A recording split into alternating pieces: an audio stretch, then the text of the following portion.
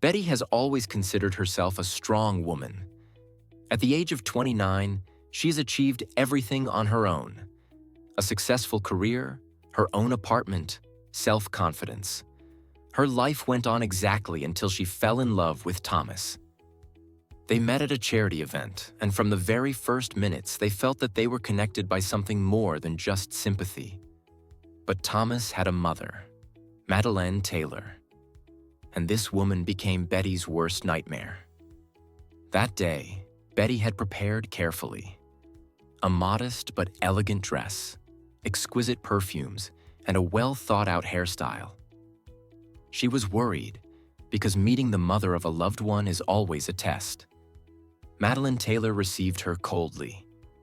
Studying her with a sharp gaze, she asked, "Betty, what do you do?" "I am engaged in marketing. I have my own department in a large company," the girl replied with a smile. The mother-in-law curled her lips contemptuously. "Interesting. Can you cook?" Betty was just about to reply when Thomas interrupted. "Mom, what does cooking have to do with it? The main thing is that Betty is smart and has achieved a lot." But Madeleine Taylor just smiled mysteriously. A couple of weeks after that meeting, Betty started noticing oddities. Thomas became tense, answering questions evasively. And then he said casually, "Mom said you don't take care of me, that you're too passionate about your career and that women should run the household." Betty was surprised. She had never heard such claims from Thomas before. They have always supported each other in their development. But apparently his mom had already penetrated his mind.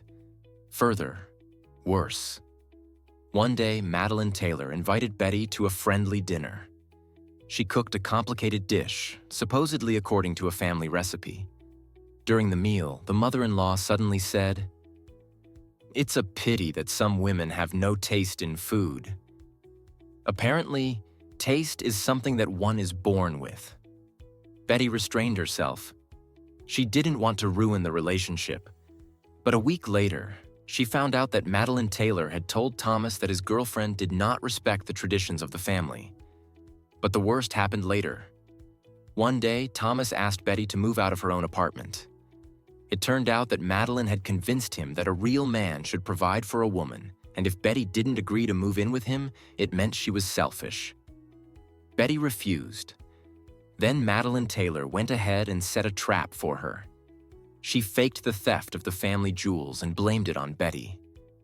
Of course, she had no proof, but the rumors spread quickly. In the eyes of Thomas's relatives, Betty became suspicious. Madeleine Taylor began to act more cunningly.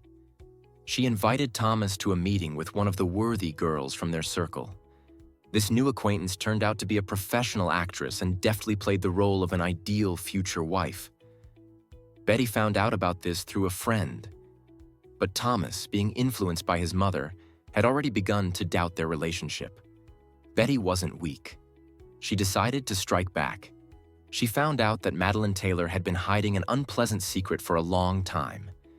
She had a second family, which even her son did not know about. Betty gathered the evidence and presented it to Thomas. But it wasn't enough. She tracked down Madeleine Taylor's former victims, the woman she had banished from her family many years ago, ruining her life, and an old acquaintance she had betrayed for money. Both women were ready to tell their stories. After seeing the photos and correspondence, Thomas was shocked. He realized how cruel and deceitful his mother was. That was the last straw for him.